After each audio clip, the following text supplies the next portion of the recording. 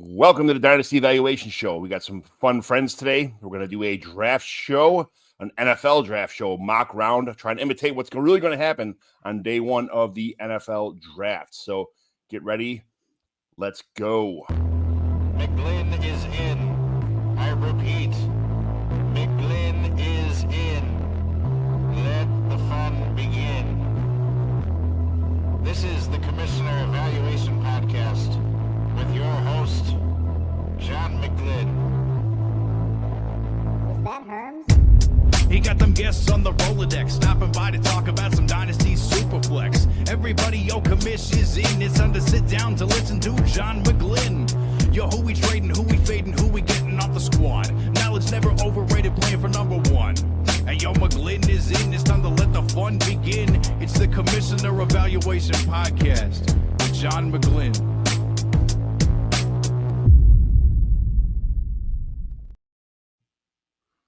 It's the Dynasty Evaluation Podcast, but I'm not technically smart enough to figure out how to change that. And Herms won't get back to me. And nobody else knows how to do anything digital. So I'm kind of trapped in like old man world where I can't do anything digital and fix my John, intro. I love it. I don't care. I love it. I still think it's the best. It is a great setup. Herms did a good job. And I needed to say Dynasty Evaluation. My intro to my show is still like photos from guys that are like on teams 2 years ago. And I'm like, I don't care. I'm just going to leave it. I still have Justin Fields on the Bears sliding across the water against the Niners. I'm like, I know that was like 87 years ago. I'm like, I don't care. I'm just leaving it. He's got Ricky Waters and like Ricky. That's right. That's right. Exactly. Wasn't that against Trey Lance? Yeah, the 49ers. It was. That's crazy. Which is even That's better. crazy when you think about It's it. even better. He's on his third team. So is Fields. What's up, my boys? Dynasty Degens. Look at all these. Look at all this sex. Ooh, Dynasty Degens. I'm going on there later this week, John. Yes, we're going to talk about Shedeur Sanders. So I'm going to like wow. What else? bite my tongue about him today because I'm going to talk about all about him in a whole episode. All about Dynasty Degens on Friday. That's a great show. They were just on here last week and super awesome dudes, man. Smart. Like they didn't even know they were getting in a draft that I threw them into. And they're like, shit, like ad lib on the go. Like, oh shit. I saw the show sheet, but I didn't really pay attention, so I have no idea what the fuck's going on here. Here we go, bam. And they're like, damn. So, but they did fucking awesome. Those guys are great. So we have a mock draft today, but let's introduce our guest today. So first of all, I think a two-time winner of one of the 8 Mighty McGlynn Dynasty home leagues, my boy, the 6'9" nerd, Scott Sidlo. What's going on, buddy? What's up, man? It's good to be on here right now, this time of year, this time of day. It's good. It's good, man. It's draft season. We're ready to roll. I'm excited. I'm excited for you to be here, man. Thanks a lot. You look great today. And now, Colin McTamany. Met him in person at the expo. It was my pleasure. Good dude. What's going on, Colin? What are you up to, man? Where can everybody find you at? What's all that stuff? What's going on in a day in Philly today? Yeah, Philly, it's beautiful out finally. Yesterday was Earth Day, so we celebrated the planet and the fact that the Philadelphia Eagles are the only Super Bowl champions currently on the planet. Boom. So the draft's tomorrow. I'm a little upset about it because we got to turn the page to a new season. I'm still celebrating, but yeah, doing all right. Why not? When you're on top, just keep celebrating. The party don't stop. That's right. It's like, let's not even go to a new season. Like, let's just keep being the champs. I love that. Let's just keep being the champs. I love it. Did you see my ring? I'm sorry. It's still there. You're like, nobody else got one yet. No. Still the champ. JT, co-host with the Mo-host. What's going on, homie? Oh, man. So if anybody wants to listen to me ramble and go crazy about every draft pick, I am hosting a live draft show on Fantasy and Frames on the Stew with JT Brew Thursday and Friday for rounds 1, 2, and 3. Rounds 4 through 7, I figure people would probably be tired of me, but maybe I'll just jump on Twitter and say stuff about that at that point. But if you want to jump on there, we'll be doing it on Fantasy and Frames. Check us out. I'll be on there with a lot of other people who are way smarter than me talking about the draft. So we'll be doing that. I've been doing a million draft articles. If you are a member of Dynasty League Football DLF, jump on there. I've written so much about running backs. I love this running back draft class. I absolutely love them. And as an old running back who was real slow and totally undersized, I love this draft class. So we'll check those out. I gave you all my rankings where I like those guys, how I look at them. And then you can later make fun of me when they get drafted and you're like, you were way, way, way off. That's my favorite hobby. Guys. So we'll get it that way. But pumped to be here, John. Pumped to do the drafts. Earth Day, I just want to say, when I was in high school, they stole my birthday.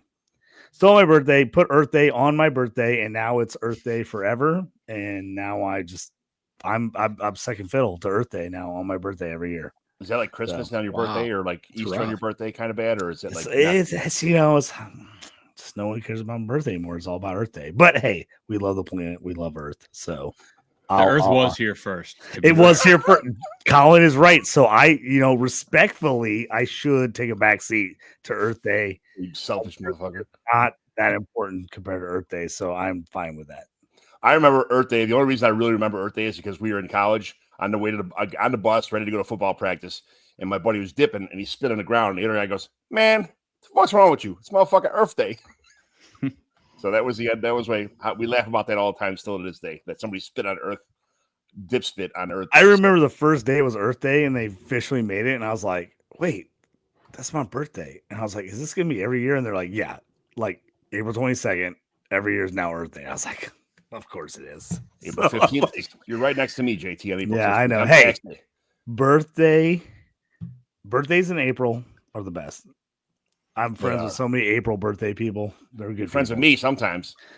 Oh, I'm always friends with you, John. That's not even for 5 hours and overnight shifts when JT. I talk to you all night on your shift. Like, I mean, you can't get a better friend than me. You're like, I'm at work, I'm bored. I'm like, yeah, dude, I'll stay up all night and talk to you. I don't care. I'm a night much person. More fun when there's a drink in my hand and I'm talking to you, though. But that is true. That is absolutely true. Jamie Purog, thanks for jumping on here, buddy. All right, so we have a draft show today. We have a mock round one draft. We're gonna have these handsome and smart gentlemen go through their picks one by one. I will read. I'm gonna play the Roger Goeddel role and kind of assign all these individual picks. So we're gonna start off. We have a pick. I'll share my screen here. Can we boo you? You could boo me, yes. Yeah, I would love that. That would be absolutely. I actually think that'd be phenomenal. I want to hear you really set the scene. It's Roger Goeddel.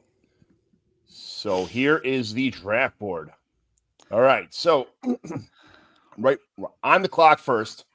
On the clock first is my boy JT Orange. So this is you cannot take Shedeur Sanders. That's kind of part of the. I know. So I'll say this because we're supposed to be picking who we think they're actually going to take.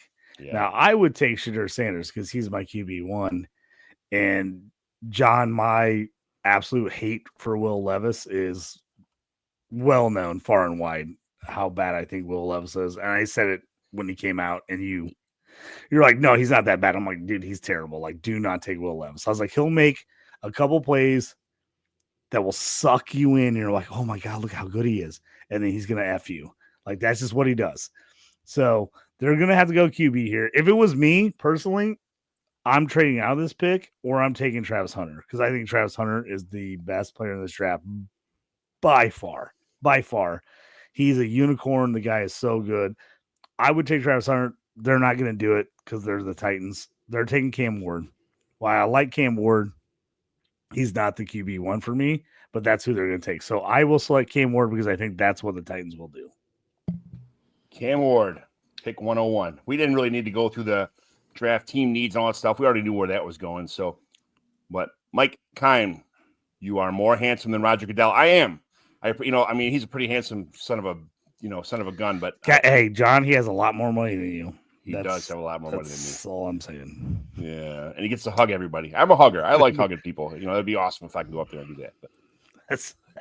See, my family are huggers, and my girlfriend and her kids are not huggers. They've never we hug everyone, and they're like freaked out about it every time. It's so funny because they're like, "What?" I'm like, everybody just hugs because my family's all huggers, and your family's huggers too. I know. When I met you guys, everybody hugged.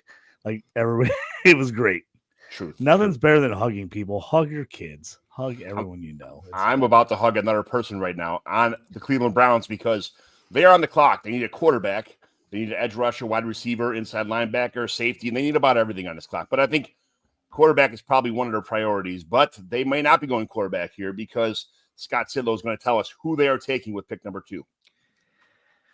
I mean, their very own GM, Andrew Berry, said that Mr. Travis Hunter is a unicorn. So if you say a guy's a unicorn and then you pass on him, how's that going to go over? I don't know. I mean, it's Cleveland, so I guess who really cares? But I'm going to say that, Travis Hunter makes the most sense, best player in the draft. Let's plug him in here. They're already spending so much on the quarterback position. I don't even know what the hell they're doing over there. So at this point, plug in Travis Hunter. Let's give him the best player, and probably going to play mostly wide receiver, but he'll get on the field for cornerback. Let's see if he could truly be that unicorn. I agree with Scott. I think that's the pick. I think Cleveland's going to screw it up somehow. I agree. Hunter. I really do. I really think they're not going to take him. They're going to somehow not do it, but that should be who they take, which I really feel for Travis Hunter because I'm like, I wouldn't want to see him on the Browns at all. But we'll see. They know how to figure out how to screw up everyone. So if Travis Hunter was ever going to get ruined by a team, it's going to be the Browns. Exactly. Yeah. Jeremy pipes in here and says, Browns haven't had a first round in years. They finally get a top pick, forget to use it, and then have to forfeit it. Then realize in mid-round they end up trading it for a dude already injured. Classic Browns. It was screwed up for sure. Jamie, I love Jamie. He's a Browns fan. I'm obviously a Steelers fan, so we go back and forth. But Jamie's right. He's like, this is absolutely what's going to happen.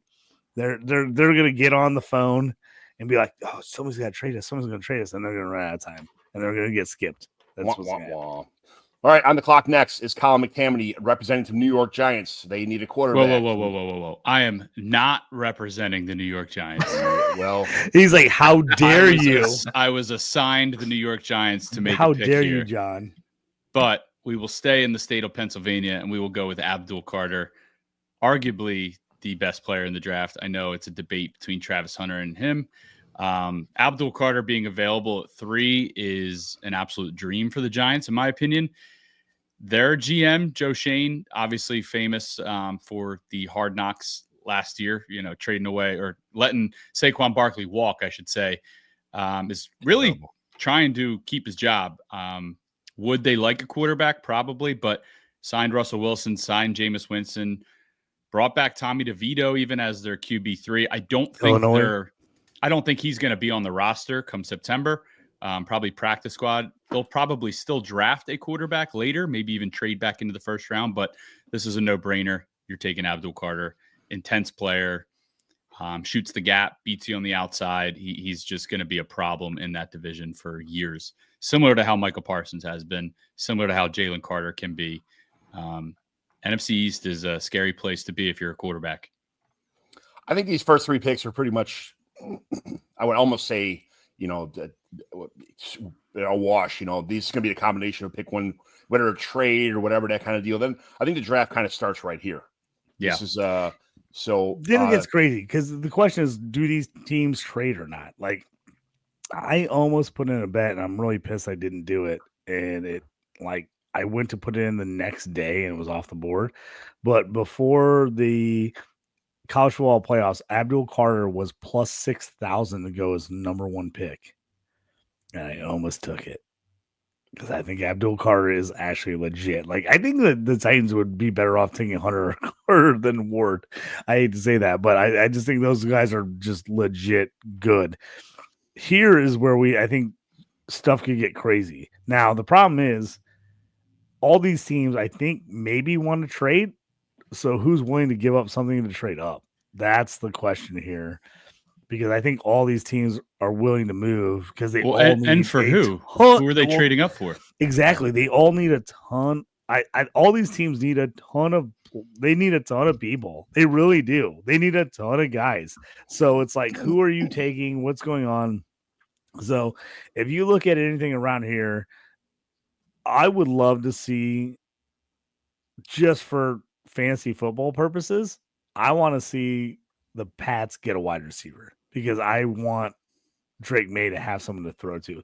I don't think they're going to do it.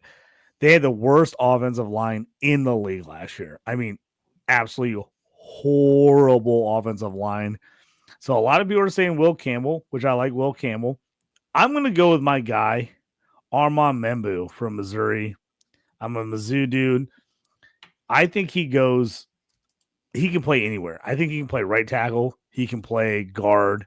If you have to move to left tackle, you take him. Their right tackle was the worst right tackle in the absolute league last year. Like, if you wanted to bet on someone to take a sack, to get a sack, you bet on whoever was playing the Patriots and going against their right tackle last year. So you gotta protect Drake May. We know this. If you have a stud quarterback, you have to have someone that protects the quarterback. I think maybe they go Will Campbell, but I think Membu is moving up because he's so versatile. He played right tackle and allowed literally 0 sacks last year. He was phenomenal. I think they end up surprising people and going Membu at 4 if they can't trade back. Yeah, I think Jacksonville and the Raiders are rumored to be looking at people or teams interested in Ashton Genty, which, today we heard rumors about the Bears possibly trading up to get ahead. I'm not sure that they're going to trade up to get an Ashton Genty. He probably, they could probably get Omarion Hampton at 10, things like that. So I'm not sure a trade's going to happen here, but I bet you the Patriots would be interested in trading out if they could. I think you're right, John. I think they would trade out if they can. If they can get a couple extra picks, so they need a lot of picks. If they can get a couple extra picks, they make the move. If they don't, I think if Travis Hunter's there, I think 100% they take Travis Hunter. If he's not, I think they go line. I mean, Travis Hunter, to me, I just envision him in a New England Patriots uniform. He just feels like he fits there. That's just me anyway. So, I mean, it's him and Gonzalez at cornerbacks together, and then him being the number 1 wideout for them. I think it's a match made in heaven if he can get to Patriots. Personally, for me, fantasy football wise, I would love to see him in New England over Cleveland because I just think Cleveland's going to be a disaster. I think it's going to be horrible for him. But if he can get to New England, I think it's better. Yeah. All right. On the clock next is the Jacksonville Jaguars, represented by Scott Sidlo, the defensive line, cornerback, safety, offensive line. They need everything pretty much. Wide receiver, blah, blah, blah. So there's only Abdul Carter's gone as far as defensive line is concerned. So, Scott, what are you thinking here at pick 5 with the Jacksonville Jaguars? So I think the highest odds, if we see some sort of quote unquote blockbuster trade in this draft, is right here at number 5. New GM, new head coach, a lot of needs. That's generally a team that's going to want to trade down. But as we're going to say, probably a lot, every team's going to want to trade down. So it's just going to come down to if these teams are going to be willing to take less than typical value. If they're able to move back to 8 to 10 to 12, something like that, and maybe not pick up what you traditionally would, then we could see some trades. But in this case, what I'm going to do for them right now is take Jalen Walker. And I know their fans are probably not going to be thrilled with that because of their not great hit rate with defensive line, especially recently. But it is what it is. He's the best player on the board. And so I'm just going to plug him into this spot for right now. We're not doing trades. So even though I think that's the most likely scenario, I'm just going to plug in the best player for them. That's Jalen Walker. Yeah, that hits well. JT, what do you think about that as an IDP guy? I love that move. I love Jalen Walker in this draft. I know people are kind of out on him, but linebacker DL, he's probably going to get both for an IDP purposes, which I love. I know Mason Graham's great, but taking D line in top 5 is like, you just don't take an interior guy in this NFL in the top 5. You just don't. So you want to take the best edge rusher. They have Walker, they have Hines, Josh Allen Hines now. But one of those guys could be gone in the next year just because of contract stuff. I think you take who you think is the best edge rusher, especially in the AFC South. You want to bring heat on QBs. I think this is a good pick. I think Jalen Walker's a great pick. Especially a guy who can play in the 3-4 and the 4-3, rush the passer. He can play both. That's why I like him. I think he's the most versatile guy who can play outside linebacker, edge / inside. I think he can play all over. That's why I love him. I'm super high on Jalen Walker. I've been higher on him than most people just because I think he is the most versatile defensive player in this draft. On the clock at number 6, Colin McTamany with the Las Vegas Raiders. They need a running back. They need a wide receiver. They need a cornerback. They need safety, offensive tackle, inside offensive lineman. What do the Raiders do here? Because, I mean, it's been nothing but running backs, been pretty much because Pete Carroll and the running backs and blah, blah. What are the Raiders doing? I, early on in the year, thought the Raiders would be trading up for a quarterback. Then they went and got Geno Smith for a third. Great, 2-year, buffer player, in my opinion. I don't think Geno Smith is a long-term solution there, but I do think they'll get a quarterback later. I've never really understood the Ashton Genty to the Raiders hype other than the fact that the Raiders obviously need a running back. Chip Kelly's their new offensive coordinator from Ohio State. Mm-hmm. 2 very, very good Ohio State running backs in this draft, and the Raiders have a top pick in the second round. Figure that out later, whether it's Trevion Henderson, Quinshon Judkins, one of them at least will be there. I think Quinshon Judkins is more the workhorse they're looking for, so it's not a 2-round mock, but that would be what happens there. Who are they running behind, though? Colton Miller, Dylan Parham, Jackson Powers-Johnson. Alex Kappa wasn't great last year for the Bengals. He's now on the Raiders, and then they have DJ Glaze. The offensive line needs work. I would have thought Membo would have been here, so he would have been the pick for me. I projected him to be here, but, Kelvin Banks, another great tackle, still available, but Will Campbell's still there, so I'm going to go with Will Campbell. The fact that he's still here at 6, I think, is a huge benefit to the Raiders, who need to build up the trenches if they're going to get any sort of production on offense. So it starts there. So Will Campbell, pretty easy for me. As an offensive lineman himself, my whole life, offensive line guy, these make me happy when people go trenches, because there's nothing better to build a team around than the trench players. He's a big culture guy as well. Like he's a team leader. He's a culture guy. That's what Pete Carroll's trying to do. That's what Tom Brady's trying to do. That's what they're trying to do in Vegas. So, a lot of these mock drafts, you'll see people put out it's all kind of the same in the first, 5, 6, 7, 8 picks. And it makes sense because they're the best players and they fit needs and all that stuff. But at the end of the day, one of these just takes one to change and everything starts flipping around. So like Membo going to the Patriots, now Campbell's available. It makes perfect sense. And we're going to start to see that kind of shake out through the draft, which should be interesting. Yeah. Scott, you are on the clock with the New York Jets, offensive tackle, wide receiver, tight end is a big, everybody is slotting them to take a tight end. They need a cornerback, defensive line. What do the Jets take in this without messing it up? I think this is JT. JT's on. JT. I'm on the clock, John. Thanks for stealing my thunder. The Jets are gonna screw this up. That's what they do. New GM. There's hope. Maybe. Yep. Maybe. Am I trading this pick for 3 future second-round picks? Is that what I'm doing? No. Draft day reference. Trade this for 3 second-round picks. Man. I think if they wouldn't have got Justin Fields, I think this is Shadur Sanders here 100%. But the fact that they signed Justin Fields, they actually seem to be in on Fields compared to what the Bears and the Steelers did. Yeah. I think they're in on Fields, so I don't think they go that here.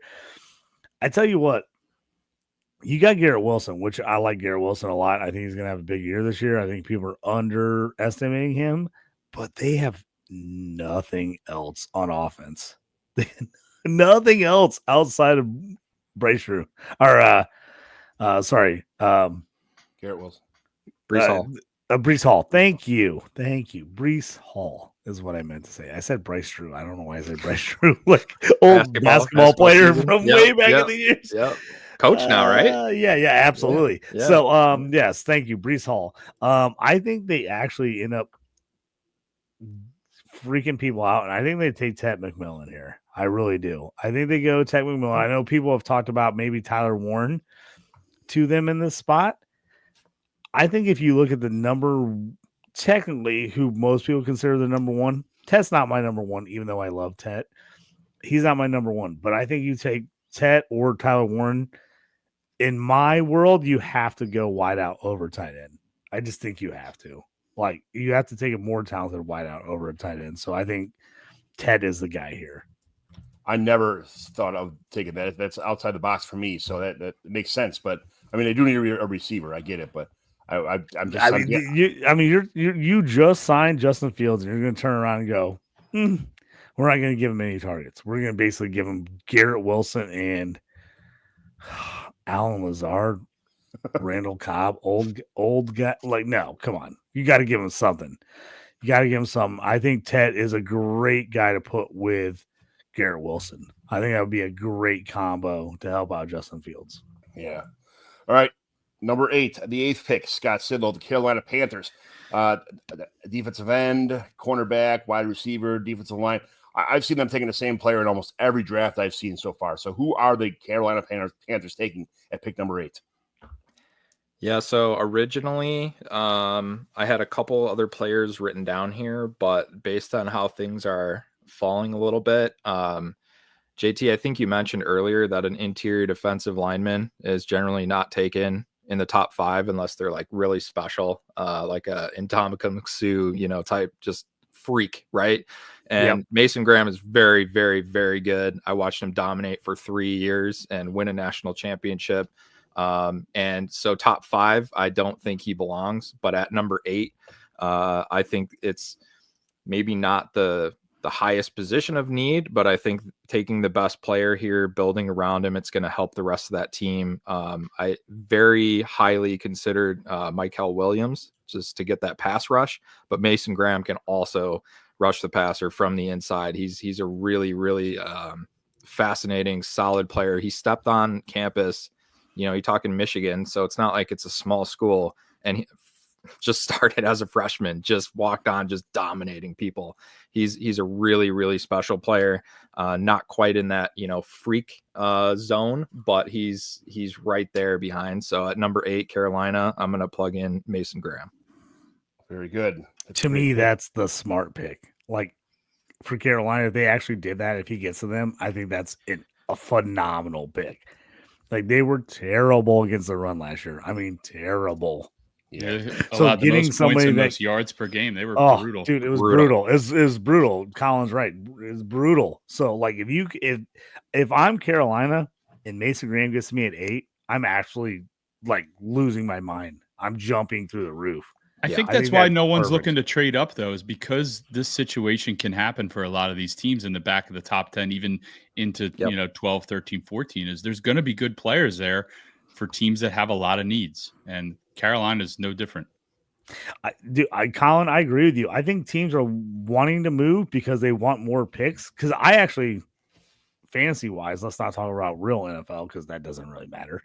Fantasy wise, I want to move back because I want a lot of picks because I think there's just a deep draft.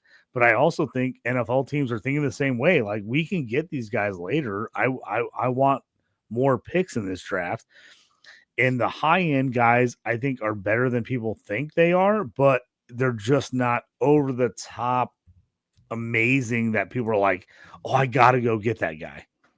But they're thinking like, hey, if I sit here and a guy falls to me, man, it's phenomenal. So I think it's going to be interesting. I think a lot of people want to trade. I'm actually going to be shocked if there's a lot of trades on day one. I don't think there are going to be. I know everybody's talking about it. I just don't think there are going to be a lot of trades because I think a ton of teams are just going to wait and see what happens. Remember when the Bears didn't want their pick and they traded to the Eagles for Jalen Carter and they won a Super Bowl because of it? Say that a little bit louder. Do you remember when the Bears didn't want a rumored trouble pick like Jalen Carter and they won a Super Bowl because of it? Because they just traded up one pick for garbage and they actually won the Super Bowl because they got a 4th round pick and they didn't have to blitz. They just killed Mahomes. John, they moved up to number. They moved up to number 2 to get Mitch Trubisky. I mean, what are you talking about? All right. On that note, we're gonna go to number 9. On the clock here, we're not going to talk about. There's no Bears slander right now because I'm trying to be positive. But number 9 is Colin with the New Orleans Saints. Cornerback, offensive tackle, wide receiver, D-line, quarterback is ding ding ding. Running back is probably in the need to, but not a necessity. But I mean, this is a lot of speculation, a lot of rumors are starting to fly around about number 9 pick with the New Orleans Saints. So, Colin, who are they taking? Who are the Saints taking? So we talked about how there probably won't be a trade.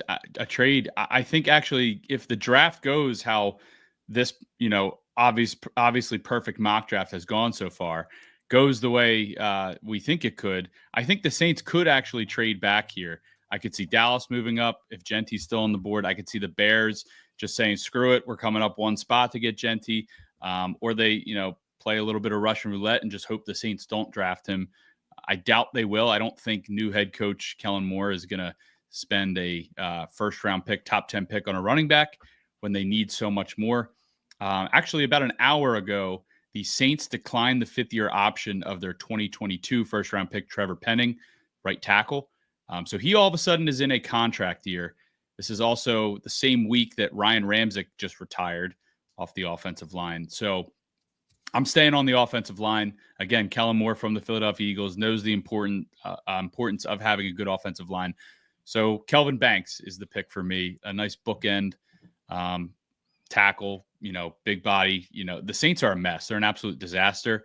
I still think they're going to target a running back. I still think they're going to target pass catchers, quarterback, what have you. But right here, they need to fortify the trenches. I know I've made 2 offensive line picks now, but it's applicable for the teams I've had. So I love it. It makes me, man, it gets me fucking hard when people draft offensive linemen. So have at it, man. Keep it going. Quarterbacks and O-line are the 2 most pushed up the board positions, and without the quarterbacks, it's gonna be O-line this year. Yeah, I agree with Colin big time. Like, they're gonna go O-line here. If they can't trade out, they're gonna go O-line because I think they can get wide out running back 3rd, 4th, 5th round. I've seen Tyler Warren. They want to go guys early. They want linemen early. I totally agree. I've seen Shedeur Sanders. I've seen Tyler Warren. I've seen everybody go here. So this is kind of but the necessity offensive line. Yeah, absolutely. I'm not buying it. Same. I'm like, Jackson Dart was the big rumor. I'm not. You can get Jackson Dart in the 2nd round. And like, here's my thing is with Jackson Dart, and I'm just gonna throw this out there real quick. I think these teams are like, I think I could get him in the 2nd round. Yeah. If he goes in the 1st, okay. Trade back into the 1st and get him. Well, exactly. You trade back in the 1st, or you think you can get him early 2nd. Like, there's no reason to go top 10 on a dude like that. There's just no reason. Like, I want to believe that these GMs are smarter than that. Sometimes we've been proven wrong, but I just think they would be like, no, like, guys like him, but they don't love him enough to be like way overdraft him, I think, in my mind. Well, JT, who the next on the clock is number 10, the Chicago Bears, who are representing the Bears. They need offensive tackle. They need inside offensive line. They need a guard. They need a running back, edge, cornerback. There's still some pretty good. There's a good running back on the draft board here. A couple of them left. Tyler Warren, and Colston Loveland have been mocked to the Bears also for tight end. What are the Bears doing with pick number 10? So for me, looking at the offseason, if it wasn't for them signing as many offensive linemen as they did in the offseason, I would have been like, oh, Bears are going O-line at 10. But they pretty much solidified the O-line. I think if Membu gets to 10, I kind of think the Bears take him. Like, I think if he gets that far, I know I took him early for the Patriots at 4. If he gets to 10, I think they take him just because he's so versatile and they can play him anywhere. So that's why I think they take him. If not, man, it's tough. I want to see Genty there. I mean, I just want to see that, like, for fantasy purposes. I think it'd be amazing. So I don't know if they'll do it, but I'm going to take Genty here, though, with the caveat that if Membu was here, I think they would take Membu. I'm going to take Genty and just say, F it, right? Like, he's going to be awesome. Like, take him. He's better than anybody they got. I like Swift. I like Roshan Johnson. They're like solid guys. But I think Genty, I said this 2 months ago, and I'm actually pumped that other people have jumped on board now because I don't sound like a psycho. But I was like, I think he's LaDainian Tomlinson. I really do. I watched this film. I re-looked at him. I like everything he did. I was like, man, he could be a LaDainian Tomlinson type player. And I've seen quite a few big names since then compare him to LaDainian Tomlinson. And I'm like, if you told me you're getting LaDainian Tomlinson at 10, would you not take LaDainian Tomlinson? You'd be like, absolutely, I'm taking LaDainian Tomlinson at 10. Like, you'd be all over it. So I think GT, even though it's a deep class and I love this running back class, I think GT is a cut above, like most people do. If you're the Bears, because of what you've done on offense and defense on the lines, and I think their defense is really solid outside of Jalen Walker, I think if he got there, maybe they might take him. Maybe Michael Williams. I can see them because their pass rush is still a little hurting. I like GT. And I'm saying it just because I want to see it happen. I want to see it happen. I want to see him go to the Bears. Defensive end or running back is probably what they're going to do here. I think it's D. I think it's D and a running back if Membu is not there. I think if he's there, I think they take him because they just love the fact that he can play guard or tackle for them. Yeah. I think they would be all over. If not, I think it's DN or GT. I think they take Genty, he might be a first-round pick in fantasy football for some people. I seriously mean that. People are going to lose their minds with the Ben Johnson, Jahmyr Gibbs, Genty thing. Yep. I mean, I don't see how DeAndre Swift is that much more of a threat, especially when we watch Ben Johnson mix in Genty and Gibbs and Montgomery in Detroit. I'm doing it now. I think people are going to talk themselves into him being a first-round pick. Yeah, and I don't think Ben Johnson doesn't really like Swift anyway. He's already got rid of him once, so this makes a lot of sense. So, yep. Yeah, I mean, that's the thing. I was like, he didn't like him the first time. Like, all of a sudden he's going to like him on another team? Like, that doesn't make any sense. I mean, the Bears could wait. They could absolutely take a running back in the second round, but I don't know. I think it's either O-line, DN, or GT. I think that's what the Bears are doing. Number 11, the San Francisco 49ers are on the clock. Defensive line, edge, wide receiver, tackle, guard, running back, cornerback. They need a lot of stuff too. They're kind of got a lot of stuff going on for them, but they need a lot of parts and pieces to fall in place. So, Scott, who are the 49ers taking?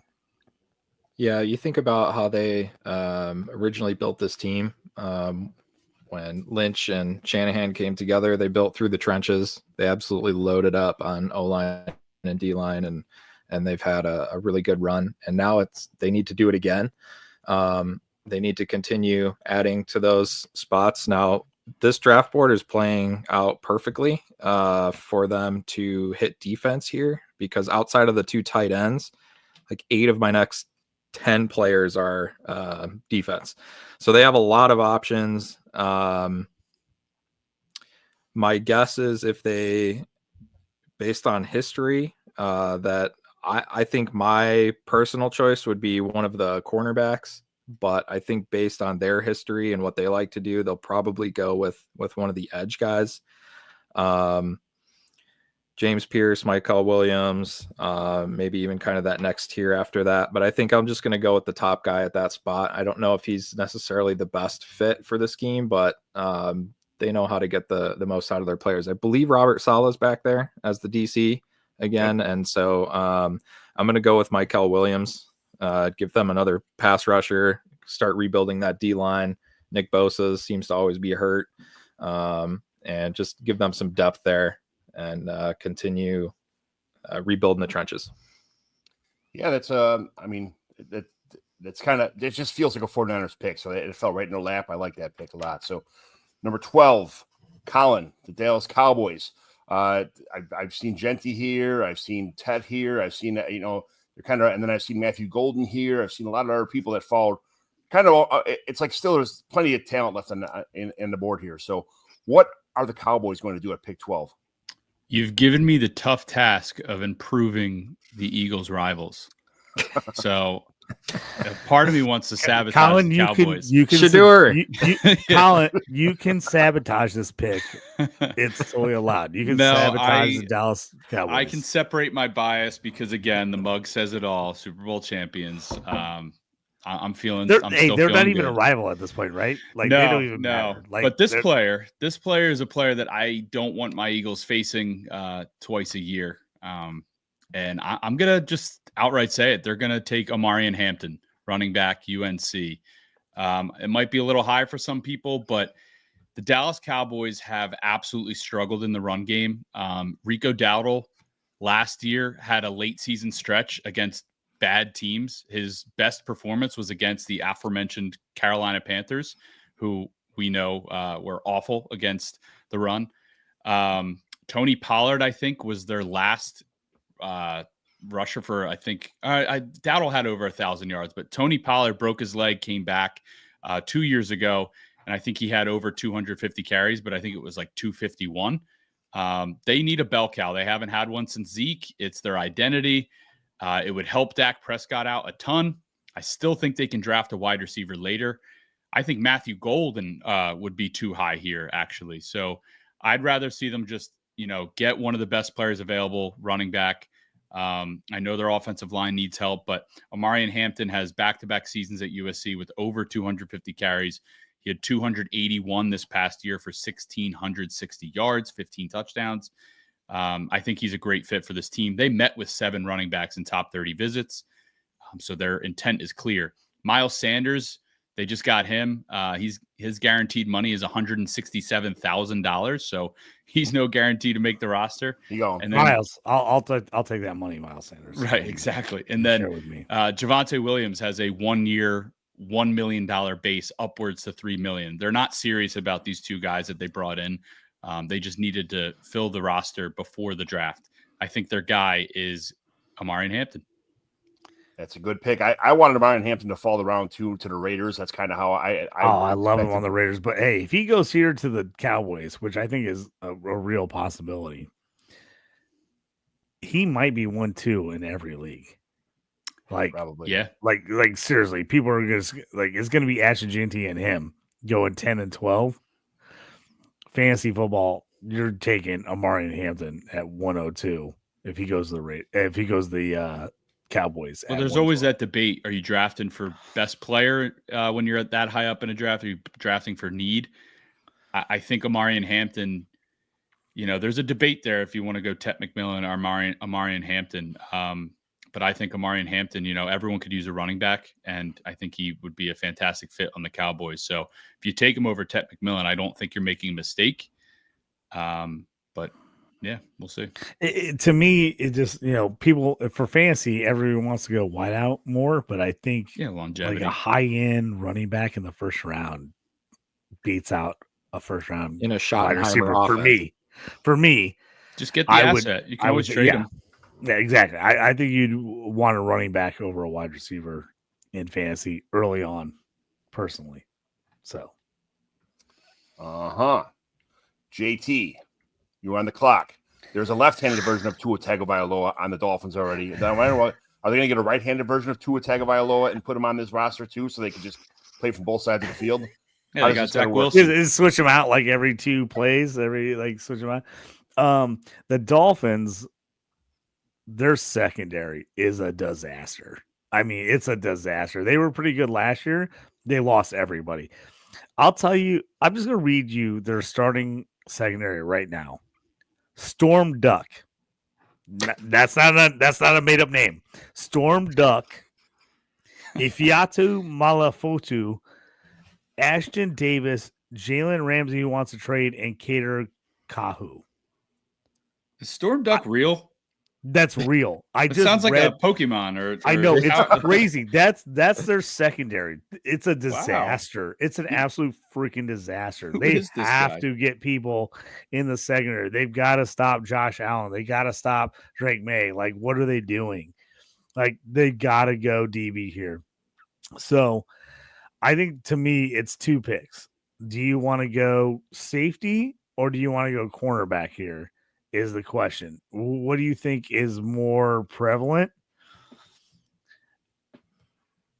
I'm between Jahdae Barron from Texas and Malachi Starks from Georgia. I think Barron can be Brian Branch and do a little bit of everything.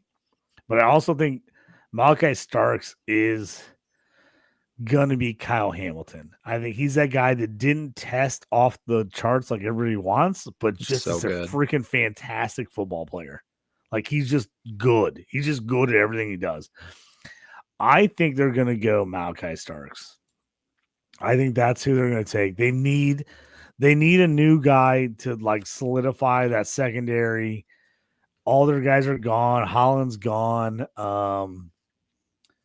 I don't know why I'm blanking on the old Bills safety who was there for a year or two and gone. I'm blanking right now, but I think Starks is the guy. They've got to figure out how to get that secondary together. I know people hate taking safety this high. They're like, "Oh, safety! Like, what are you doing?" But I think Starks is legit. I think they go Starks here.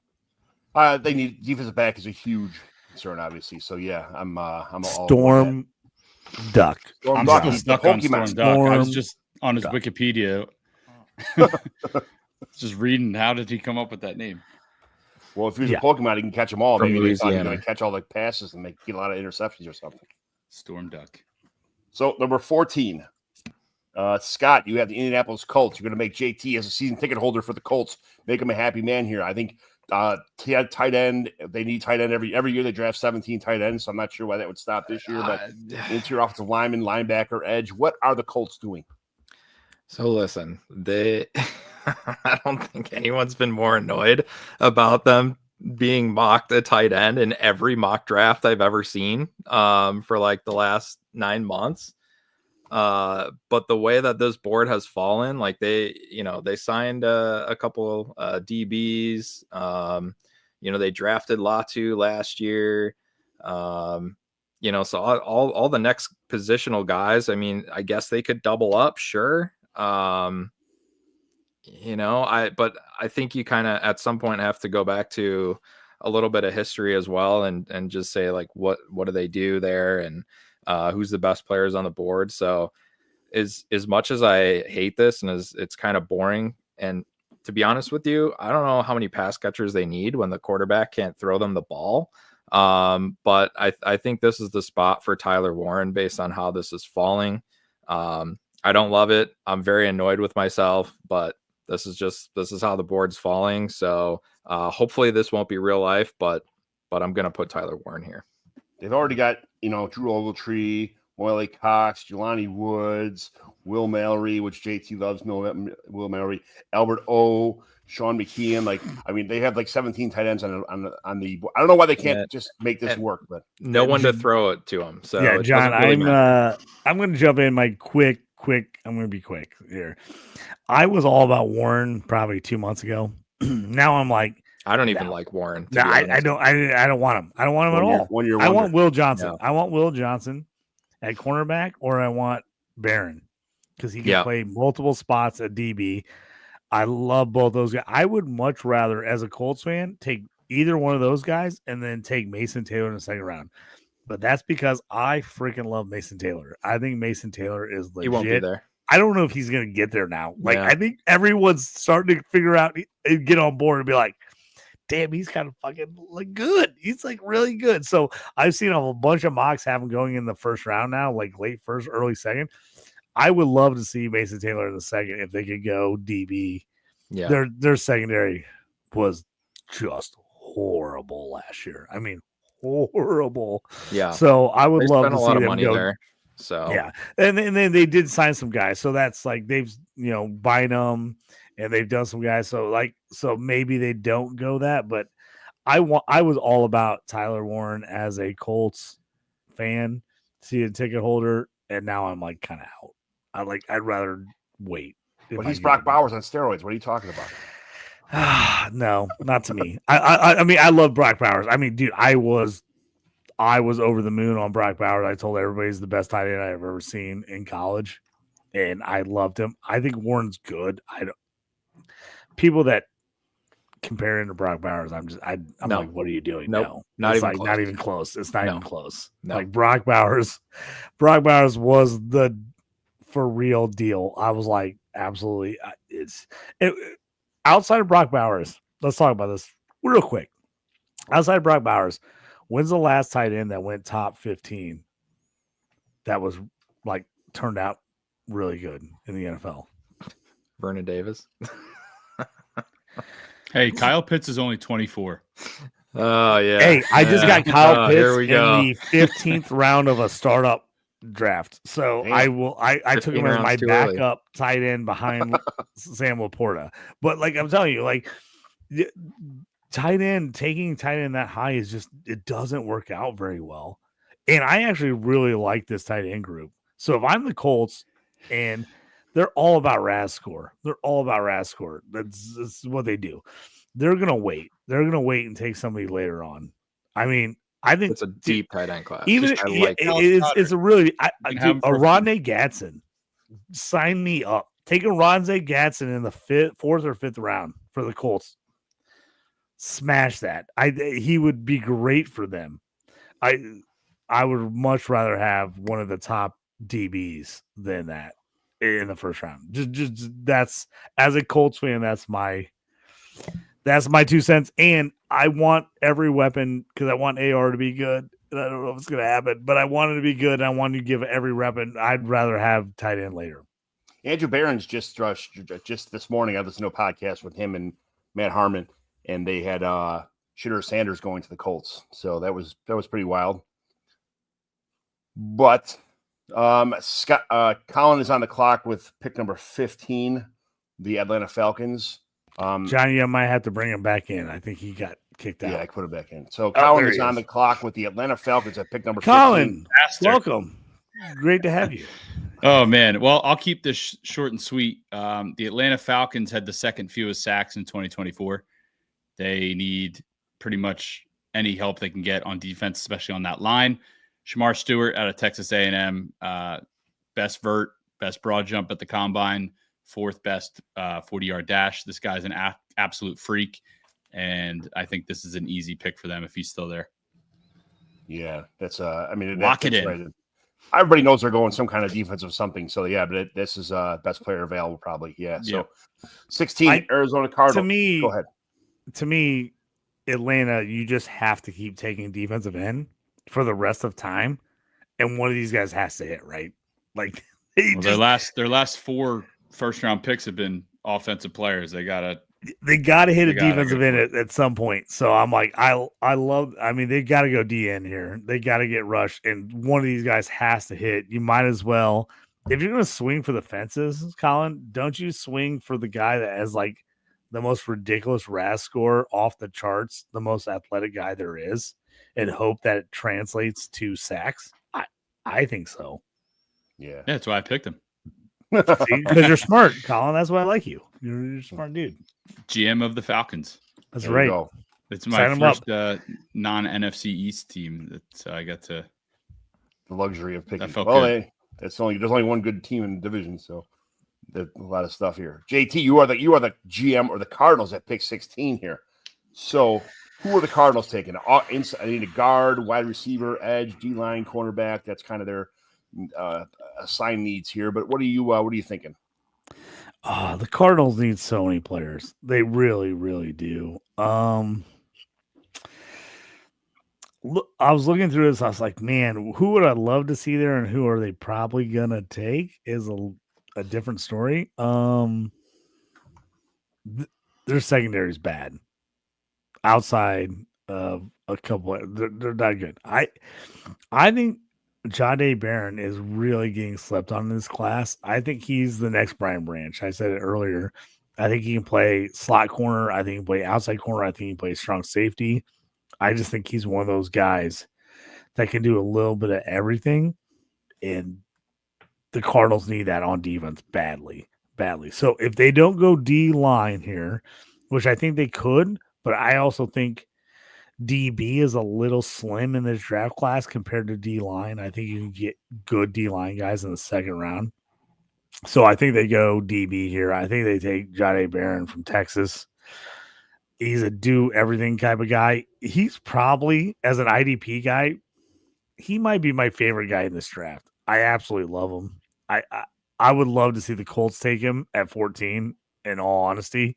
I know they have Kenny Moore playing the slot corner, but I just think Jahdae Barron is legit. I think he can play all over the field. Yes, that's a great pick. Great pick. The next is up is the Bengals. So Scott, you got the Bengals pick here. If they go in their offensive player, they're going to have a meltdown. They need defense bad. What are they taking here at 17? Yeah, Barron, one of my favorite players in the class. So I love that pick there for the Cardinals. Yeah, so for the Bengals, there is a player on the board here from Michigan, and kind of like the Eagles Georgia pipeline, the Bengals seem to take a lot of guys from there. I think that position group might be a little bit deeper. And the Bengals are no stranger to potential character issue type guys. And so I'm going to plug in James Pierce for them, the edge from Tennessee. He's a guy with a lot of tools, and depending on what happens with Trey Hendrickson, they would make a hell of a duo. So let's give him the pass rusher, and he seems like a Bengal to me, so I think it's a good fit. There you go. I gotta agree with Scott. He seems like a Bengal. He seems absolutely like a guy. They're like, F it, we're taking a shot on him. He's got all the tools. He's a little questionable in certain areas, but he's got every tool. He seems like an absolute Bengal. I actually love that. Questionable in between the ears. Yep, he's a Bengal. Yeah, he's a Bengal. Colin, who seems like a Seahawk to you at this pick? They need a tackle, guard, wide receiver is kind of trending on Twitter right now as far as a wide receiver like Matthew Golden, something like that. Who are the Seahawks taking? Yeah, so little plug here. I wrote a NFC West wish list article actually published today for all 4 NFC West teams. The Seattle Seahawks had a little bit of a fire sale, but now they have 5 picks in the top 100. And 2 of them are 50 and 52. So, yeah, they need some help on offense as far as skill positions players. Just wait to the second round. There'll be plenty of guys there. What was really disturbing last year with the Seattle Seahawks was how often Geno Smith got hit. That can't happen with Sam Darnold, or they're going to have a brutally awful year this year. He was the 3rd most sacked quarterback last year. So they have to invest in the offensive line. I think with this pick, I'm actually going to give them Gray Zabel out of North Dakota State. Maybe a little bit of a high pick here. He's listed as a guard, but he's kind of anything but. He can play anywhere. He's 6'6", over 300 pounds. He can get to the second level with 2 very, very good running backs on that roster. That's very important. And he can pick up the blitz. So I actually think he's a good fit for this team specifically, even though it's a little bit higher than I think some people may have him in their rankings. Really kind of shined at the Senior Bowl. Yeah. So it's Gray Zabel kind of made a name for himself by smoking everyone at the Senior Bowl. So good for Gray Zabel here. I love that pick. I love offensive linemen, like I said before, and that's absolutely fantastic. JT, Tampa Bay Buccaneers. They feel like a defensive player. They feel like a defensive kind of draft right now. They re-solidify. You gotta go D. You gotta go D here if you're the Bucs. And I know it's like running back of old. A couple years ago where everybody hated running backs. They're like, I'm absolutely never taking a running back. Inside linebacker. People hate inside linebacker. It's such a slim class on off-ball linebacker. It really is. I mean, there's guys I like, but there's guys like I like. I'm taking a shot in the 4th or 5th round. Like legit. Like it's a very thin class. If you need an off-ball linebacker, you got to go. You got to go and you got to get him. I think you have to take Jahad Campbell from Alabama. I think he's the guy here. They've been waiting for years. Like they've got, they had Levante David. They played Siverice Dennis last year. They just signed Anthony Walker. Like they signed Deion Jones. Like, I mean, they're signing like old guys. They need somebody new. They need somebody to lead this defense. I think if I'm the Bucs, I'm absolutely losing my mind and running to the stand with my draft card if Campbell gets me at 19. Yeah. I really do. Mm-hmm. Scott, Denver Broncos are on the clock. Running back has been the how do you call it, de facto pick here for them. Wide receiver, cornerback. What are the Broncos taking? Yeah, they're with Genty and Hampton off the board. I think they would both be in consideration. Obviously, we don't expect Genty to make it that far. Hampton possibly. They have kind of a slew of guys there that can fit various roles. But I think if Sean Payton can get his weapon, he will, and maybe he takes that shot in the 2nd or 3rd round with the deep running back class. So here, I mean, I could see a couple fits here, a couple pieces. I think, I think the way I'm going to go here is actually with my favorite tight end in the class, and people are going to say, "Oh, they signed Evan Ingram." Yeah, I get it. But that offense, the Saints, they really want to use the tight end. They've struggled to find, if you think back to the Saints and the tight ends that they had, now Sean Payton struggling to find a tight end with Denver. Some of those guys have washed out. There were a couple guys with potential that people liked. And I mean, they've been running out Adam Troutman and Lucas Krull. Yeah, Greg Dulcich, which I think is John's a guy. giant John's guy. Yeah. And so they kind of have the blocking tight ends, and they need more of the move tight ends. Ingram can fit that role. We've seen Ingram have some highlights, but ultimately he's still a guy who drops passes and is somewhat unreliable. Colston Loveland is an absolute stud. He could play that position. He can be that guy in that offense. He's my favorite tight end in the class. I think he's well deserving of the 20th pick. And Colston Loveland, I think, makes a lot of sense for Sean Payton's offense. Good pick. Colin, you are on the clock with the Pittsburgh Steelers. What are they doing? Colin, don't F it up, Colin. Do the right thing. Do the right thing. There's this quarterback. Oh, no. And I know he has a last name some people have been pronouncing a little bit differently. He's 26 years old. No, I'm kidding. It's not Tyler Shuck here. I think it's going to be Shedeur Sanders if he's there. Let's just do it. I don't know if I necessarily agree, but I will say this, and I was looking at this the other day. No one's really said this the way I'm about to say it, or maybe they have and I haven't heard it yet. Aaron Rodgers is 41 years old, right? And they're waiting on an answer from him. Ben Roethlisberger is 43 years old. They played each other. They played each other in a Super Bowl, and Ben Roethlisberger hasn't played for the team in years. And they're waiting on Aaron Rodgers to answer. It's very confusing to me. I think now that the draft is here, they have to just close that book, turn the page. It's not happening. It shouldn't happen, I should say. I'm not going to say it's not happening, but they met with Shedeur Sanders. Shedeur Sanders has been very open about, DK Metcalf, George Pickens being a great wide receiver duo. I don't know if George Pickens will still be there by the end of the weekend, but if he's still there, I think this is the right spot for him to be. Mike Tomlin would be great for Shedeur Sanders. So I'm just going to make the easy pick here, although I think Jalen Milroe is being slept on. Colin, my jersey is already bought. Oh, it's man. in the mail since you just drafted Shedeur Sanders. I have my number 2 jersey on the way. JT's Right. got to make that happen for you. I will absolutely be on the live broadcast, like screaming and yelling like a little 13-year-old girl. About JT be getting naked, putting champagne. I'll be over so himself, fired up if the Steelers get Shedeur Sanders. I will lose my mind. I did 22. 22, JT, the Chargers are on the clock right now. Who are they? Loveland was a guy I would have been totally interested in here. Obviously the Michigan Hard Rock connection or whatever. Yep.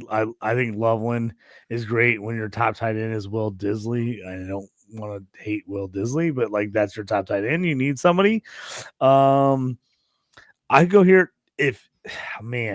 this is one of those things I think about. I'm like, do I want to take who I think they should take or who I would take? I would absolutely love to see Luther Burden on the Chargers.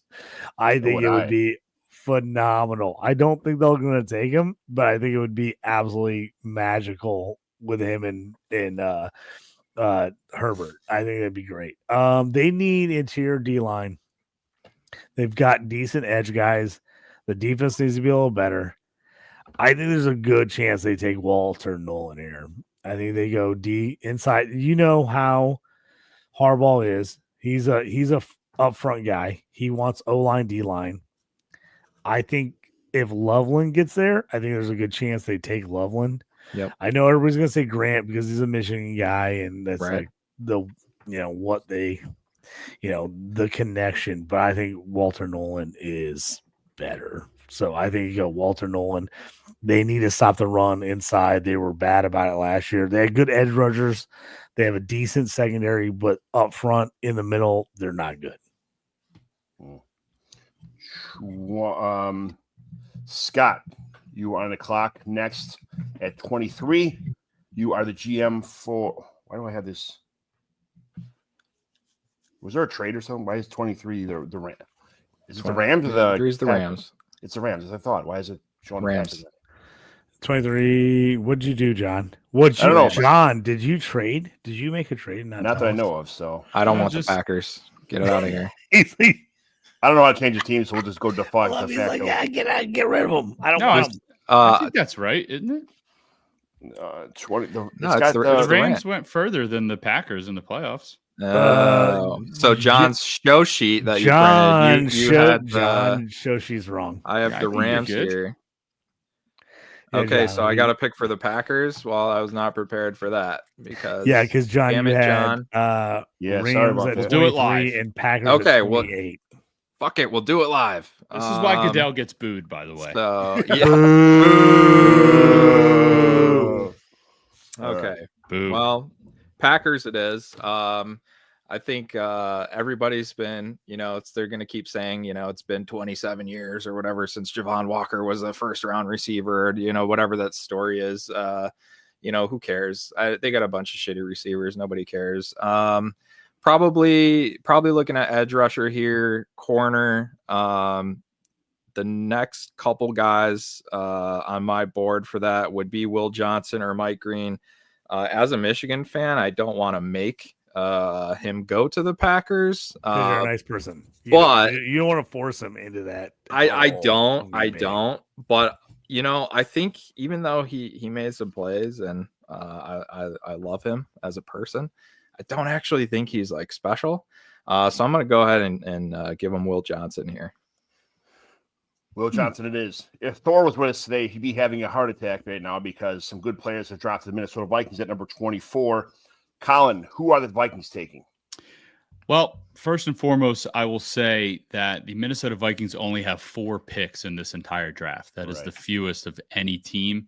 So if there is a team at the top of the second round that wants to trade back into the first, 24 is pretty high to be doing so. I mean, I think the Chiefs or the Eagles, 31-32, would be willing to move back, sure.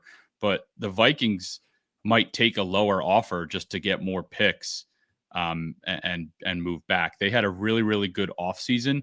So maybe they don't necessarily feel they need a player at this position. I think they're going to go safety. Yeah, that's a tough. They grabbed Jonathan Allen and Javon Hargrave, so I don't necessarily think they're going to go line if they stay. I'll give them Nick Amanwari out of South Carolina because I do think they need help in the secondary. Especially in that division with the Lions, Bears looking to improve, and the Packers. We have another John McGlynn here, so I think the whole rest of the draft sheet is completely jacked here, right? So can you just tell me what my picks are the rest of the way? All right, 25. Amanwari, I think, is a good pick here for the Vikings. Like if the Colts, we know how the Colts are. They want. Everyone has a 9, 9, or 10 RAS score. I could see them taking him at 14 because they're that crazy. But I think Amanwari is a great pick at 24 for the Vikings, JT, especially with the losses they had. JT, you're up at 25 with the Houston Texans. Tackle. Texans got to get better on the O-line. I mean, I love CJ Stroud. He was my guy. I wanted him for the Colts. I thought he was the number 1 QB 2 years ago. I loved him. Down year last year, but he just got beat up last season. Absolutely got beat up. I think you got to go O-line with him. Like here, I just think there's no other option for them. Like if you don't go O-line, I'm like, do you really like your quarterback or do you hate him? Like it's like, come on. I think they go Josh Simmons, who I think would be a lot higher of a pick if he hadn't been injured. But I think you go Josh Simmons, Ohio State tackle. I think he's the guy here. You got to go O-line and help out the Texans. Yeah, absolutely. 26 Scott. You have the Rams now. Well, damn it, I wanted Will Johnson on the Rams. So, what the hell? You screwed me, man. You screwed me here. Ooh. I mean, if I could go back, I would have put Derek Harmon on the Packers, and I would have put Will Johnson on the Rams. So I don't know. Maybe we'll just flip those picks there. But let's see. Yeah, just do that. Yeah, seems about right. They signed Poona Ford from the Chargers, but they're still trying to build that D line. So, or we could also give. Actually, Will Johnson's probably not the best fit for them anyway at corner. So if we went with, let's do Maxwell Hairston for the Rams. That's a good pick. I would love for him to fall to 32. Yeah, oh yeah. Yeah, he may. It might be a bit early for him, but he's right. I feel like he's rising, and I think it makes sense for that. They want to get DBs in there, so fastest kid alive. Let's do that. NFL GMs absolutely love the speed scores. They love the speed scores, and Hairston's the guy. Yeah. I mean, he absolutely murdered at the combine. I mean, murdered at the combine. I mean, if anybody jumped up, it was him. He was a guy that no one was talking about, and there was like, oh shit, he's a first round pick. Like he crushed. So I think he's if he doesn't go in the first round, I'll be absolutely shocked. I will be shocked because I think everyone's going to love him just because of the scores. Yeah. Baltimore Ravens on the clock. That's Colin McTamany is the representative of the Ravens. Colin, pick a bad pick, please. No, I think pick. This is a good pick. I feel like this guy's been mocked a lot higher, and he kind of fits the identity of the Baltimore Ravens.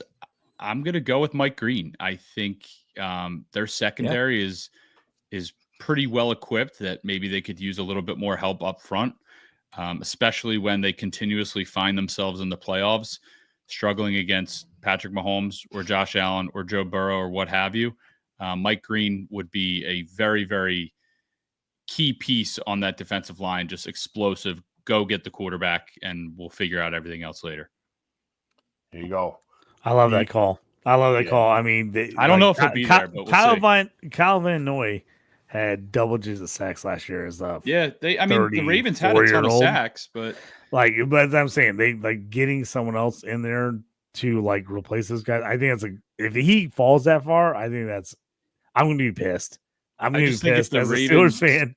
I'm going to be pissed because I'm like, God. If the Ravens keep running the ball at the high rate and control the clock, and then they're forcing teams to just have to air it out to keep up with them, I mean, Mike Green could have a field day as a rookie. Yeah, I think that's a great pick. Dude, I'll be pissed because it's such a good pick. JT, you're on the clock with the Detroit Lions right now. Ooh, the Lions. Team. My family's all from Michigan. Big Lions fans. Rooting for them last year. They did a few things. Man, it's so tough to see who they take. I think there's so many good wide receivers that would be awesome. They've done really good at DB the last couple of years, kind of filling that in. I could see them going O-line. This is like a little bit off the board. I have not seen anybody take this, but I kind of think it could happen. I think Kenneth Grant, defensive tackle out of Michigan. I know a lot of people have not mocked him to the Lions. I think they want to get big up the middle. He's huge. I mean, guy's 340. He's going to block. He's going to let all those DNs just rampage off the edge.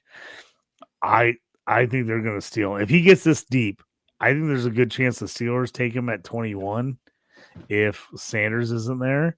But if he gets this deep, I think the Lions take Kenneth Grant. He feels like a knee biter for sure. He just belongs on the Lions. Yeah, that's absolutely for sure. He's an absolute monster. Guy's a beast. The guy's like fantasy wise, like you're gonna be like, nah, he doesn't do anything. But real life fantasy, like real life football, you're like, God, the guy just changes the game for everybody. And like, if you have stud rushers on the edge, what do you need? You need a run stuffer up the middle that lets those guys absolutely eat. And that's what Kenneth Grant is. I mean, he has to double team every play. He feels like I feel like Cam. He's gonna walk in the room and it's like, we need Kenneth Grant. We need him. Like, I feel like that's like, I feel like the coaching staff is gonna absolutely be like, we have to have Kenneth Grant because he seems like a lion to me. He really does. Scott, you got the Commanders, and they are looking for a wide receiver here. That's kind of my thought anyway. I mean, I know they need defense, cornerback, stuff like that, but they just feel like a wide receiver team. But who do you have them taking? Yeah, so they traded for Debo, and obviously they have McLaurin, but I like the tactical advantage that Matthew Golden brings to an offense, and just a little bit different style player, and just to continue building around Jaden. That's what they've said they wanted to do. That's what they've done, and let's plug in Matthew Golden there. I think that would be a lot of fun, not only real life but fantasy wise. So let's do it. Yeah, I think Debo's like a 1-year project. So, yeah, I get it. Number 30, pick number 30. Colin, you have the Buffalo Bills. Josh Allen needs some help. Help my boy out. But they also need a lot of defensive players. I don't know how much help he needs on offense. I'm kind of glad Matthew Golden's gone because I feel like it'd be a little redundant with Keon Coleman. Yeah. Emeka Egbuka is a little bit redundant with who's the slot guy whose name escapes me right now? Khalil Shakir, who just got paid. So the fact that Derek Harmon's still there, I think is a little surprising. So I think I'm just going to mock him to the Bills. Like you said, they could use help pretty much everywhere on defense. Kind of think he's the easy pick here. Yeah, it fits right in. Number 31, the JT is taking the Kansas City Chiefs, the Super Bowl. Everyone I know runner-up who is a Chiefs fan, because I went to Mizzou, wants Luther Burden. Like, really? Bad. Like, real bad. Chiefs fans want him because they're Mizzou fans, and so they just want to see him go there. I don't think it's going to happen. I really don't. Though I think everyone's going to be pissed. They pass on him. They need O-line, man. The O-line was so bad. The O-line was opportunity to take Travion Henderson here, and you're going to blow it out. I know. I did. Well, again, I think they could get somebody else. I mean, if Henderson goes here, people are going to lose their mind fantasy-wise. Right. You know that. Like, people are just going to absolutely go ballistic over Henderson. I think they take running back. I'm out on Pacheco. I think they take running back, but I don't think they take running back first round. I think they learned their lesson after the Clyde Edwards-Helaire debacle. Yeah. I think they go O-line. Their O-line was real bad last year. I think they take Josh Connolly, the tackle out of Oregon. It's not a sexy pick, but I think they've learned, like, Mahomes is pissed. Like, you got to protect me better. So I think they go O-line here, even though I think Luther Burden would be amazing there as the slot guy for them. I think him and Worthy and Rice would be an absolute freaking beast of a combination for Mahomes for fantasy. But I think they go O-line. I think they got rocked in the Super Bowl, and I think they're just they're like, we have to protect him better. Yeah, absolutely. Super Bowl champion, the Super Bowl champion, Philadelphia Eagles are on the clock. I mean, they need absolutely nothing, but I mean, did they even get the draft? Like, they're too good already. Yeah. I don't think they get the draft, right? I just, Colin, why don't you make that pick? Oh my goodness. Okay. Yeah, we'll do a trade just so we said we did. Colin, this is for the entire Eagles let me go through the positions that they don't need. Don't need a quarterback. No, I'm kidding. They could go a lot of different ways here. I think it wouldn't be surprising to me if for whatever reason they decided to go wide receiver. Yes. I know that's a little bit shocking, but they could, depending on who's there. I do think they're going to emphasize defense, though. They lost a ton of guys off the defensive side of the ball. Agreed. So I'm trying to think who's even still there. Looking at, can you go to defense and scroll down? Scourton's still there. Yep. Oh, Okay. Yeah. You thinking D line edge? Tyreek Williams is out there. Riddell. I think There's I might go Alexander's out Scourton. there. I think if Walter Nolan was still there, they would jump all over. I think they'd be all over Walter Nolan. I think they're going to go D line though, because losing Milton Williams is a bigger loss than people are going to realize. And the quicker you can get guys up front again, rushing the quarterback, stuff on the run, the better. So might as well do it now. Fantastic rundown. Beautiful. Cam Ward, Tennessee, Cam Ward, Browns, Travis Hunter, Giants, Abdul Carter, Patriots, Aron Membo, Jaguars, Jalen Walker, Raiders, Will Campbell, Jets, Ted McMillan, Panthers, Mason Graham, Saints, Calvin Banks, Bears, Ashton Genty, 49ers, Michael Williams, Cowboys, Omarion Hampton, perfect fit, Dolphins, Malachi Starks, Colts, Tyler Warren, Falcons, Shamar Stewart, Cardinals, Johnny Barron, Bengals, James Pierce, Seahawks, Gray Zabel, sorry, Buccaneers, Jahad Campbell, Broncos, Colston Loveland, Steelers, Shadur Sanders, make JT happy, Chargers, Walter Nolan, Packers, Will Johnson, Vikings, Nick Emeron. I don't know why I messed it up. Emeronry. I know. Emeronry. Yeah. Texans, Josh Simmons. Rams, Maxwell Harrison. Ravens, Mike Green. Lions, Kenneth Grant. Commanders, Matthew Golden. Bills, Derek Harmon. Chiefs, Josh Connerly. And the Super Bowl champion, Philadelphia Eagles, Nick Scarton. So this is a round one mock. I've done a couple of these lately. They've all been a little bit different, which is awesome, which makes me happy when there's, all these different scenarios and stuff. But there's a lot of good guesses this year. So guys, thanks a lot for taking an hour and 21 minutes of your time here and, to jump on the show. But it's the perfect draft. It's the perfect draft. Nice. I don't think I even need to watch tomorrow. I feel like we just did it. Everyone just needs to save this. This is the perfect draft. No trades. We've nailed it. It's phenomenal. I've done a lot of perfect drafts. This is probably the most perfect of all. And I got to play Roger Goeddel, my hero, my hero in life. So this is great. Colin, where can everybody find you at? It is my first season with FTN Fantasy. Absolutely thrilled to be there. Already have done a ton of articles for them. We're going to be super busy during the draft, so check us out. Live blog, instant reaction to picks. You can find it all at ftnfantasy.com. Scott Sidlo, where can everybody find you at? At Scott_Sidlo on the X machine and the Dynasty Addicts Podcast Network, the DAP network, if you will. Trade Addicts, Dynasty Junkies. You find me over there. I'm an addict. You can put it in my veins. I'm an addict. That's the best intro song in the history of intro songs. It truly is. It really is. Shout out to Gabe, FF Man Bun. Maybe I should get him to do mine over again. JT, where can everybody find you at? You're all over the place. You got a big you stuff can going find on me at JT Orange on the X. Talking smack whenever I can.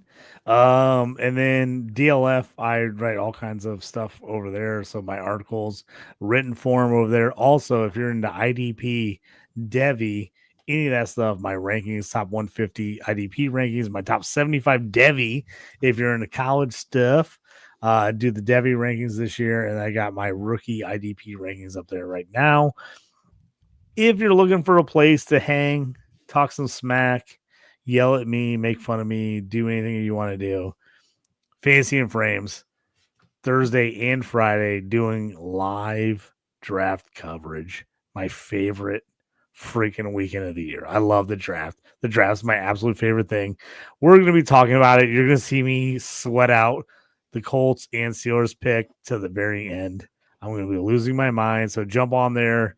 Say something. So Fantasy and Frames, check us out over there. The Stew with JT Brew is my podcast. We'll be doing all the draft coverage over there the next couple of days.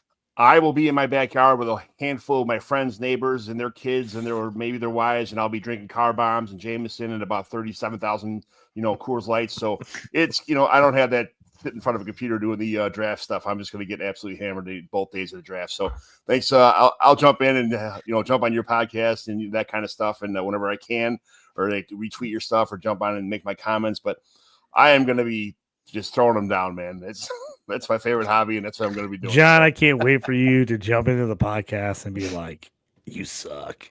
Honestly, Roger Goeddel should drink during the draft. That would be awesome. Why doesn't actually, it would make things a lot more fun, would it not? He sat in a chair one year. Like that's right. In a chair that one year was really awkward, right? When he had back surgery. The chair was like doing that was like kind of he had back crazy. surgery. Get off my boy. Yeah. He was on the pain pills. Yes. Yes, he was. I'll be on the pain drinks. Yes, absolutely. So, all right. Well, you guys, thank you very much for jumping on today. This is an absolutely wonderful show. I love doing these mock drafts. It's probably one of my favorite things to do throughout the entire season. So thank you very much. Dynasty Evaluation, YouTube. Follow me on the YouTube channel. Like, subscribe, share, all that kind of stuff. John McGlynn 75 on X, and kind of a free agent. So anybody who wants to hire me to do these terrible mock drafts as a bad Roger Goeddel who messes up the draft order, I'm available. So thank you very much. Talk to you later. Have a good one.